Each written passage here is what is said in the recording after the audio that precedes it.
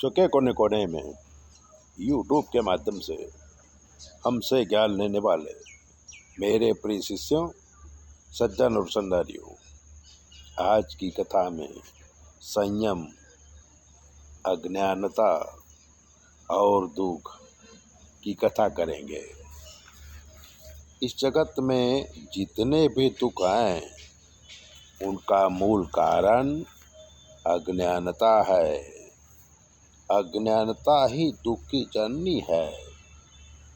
रामचंद्र भगवान ईवानी में जंगल में रहे। श्री सीता जी भी साथ में थी, भाई लक्ष्मण भी थे। राम जी की उम्र 26 साल की थी, सीता जी की उम्र 19 साल की थी। यौवन में उन्होंने वनवास किया। वृद्धावस्था में वन में जाने की जरूरत नहीं है, शरीर दुर्बल होने से। क्या भक्ति करोगे जब शरीर दुर्बल हो जाएगा? उस समय व्यक्ति बुद्धिमान हो जाता है। बुढ़ापा बुद्धिमानी देता है, पर असली बुद्धिमानी बुढ़ापे की नहीं है। युवानी में जो मन को अंकुश में रखता है वही सच्चा बुद्धिमान है। इंद्रिय दुर्बल हो जाने के बाद संयम नियम का पालन सही नहीं है। जब जवानी हो, पैसा हो, शक्ति हो, सत्ता हो, प्रत्येक भोग हाजिर हो, उस समय मन विषयों में न जाए, उसी को भक्ति कहते हैं। बुढ़ापे में भक्ति होती नहीं है, समय भी अनुकूलता भी नहीं रहती है। भक्ति करें तो सच्ची भक्ति है, भगवान स्वीकार करेंगे। समय की अनुकूलता कभी होती नहीं है।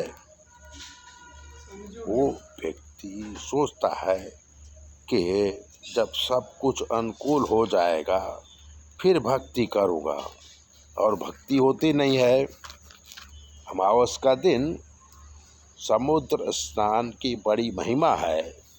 समुद्र स्नान से बहुत पुण्य मिलता है। एक आदमी अमावस के दिन समुद्र के किनारे गया। सब लोग स्नान कर रहे थे। समुद्र में लहरें आ रही थी, तो ये खड़ा होकर सोचने लगा कि समुद्र शांत हो जाए फिर स्नान करेंगे। बहुत देर तक खड़ा रहा, समुद्र शांत नहीं हुआ। किसी ने पूछा कि भाई स्नान क्यों नहीं करते?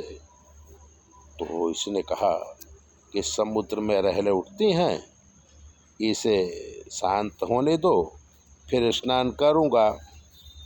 और वो स्नान किए बिना ही घर आ गया। इस तरह से मनुष्य सोचता है कि जब सब कुछ अनुकूल हो जाएगा भक्ति करूँगा। रोज कुछ न कुछ उपाधि आती रहती है और पूरा जीवन भक्ति के बिना रह जाता है। बुढ़ापे में भक्ति करूँगा ऐसा मत सोचिए। जब समय मिले तुरंत भक्ति करो। का हनुमंत विपत प्रभु सोई, जब तब सुमिरन भजन न होई। वही विपत्ति काल है जब हम भजन सुमिरन नहीं कर पाते हैं। हमारा काम ज्योतिष का है। अगर आप ज्योतिष दिखाना चाहते हैं तो 9825200108 पे फ़ोन करिए, हम बताएंगे आपके ग्रह कैसे हैं। चैनल सब्सक्राइबर जरूर करें।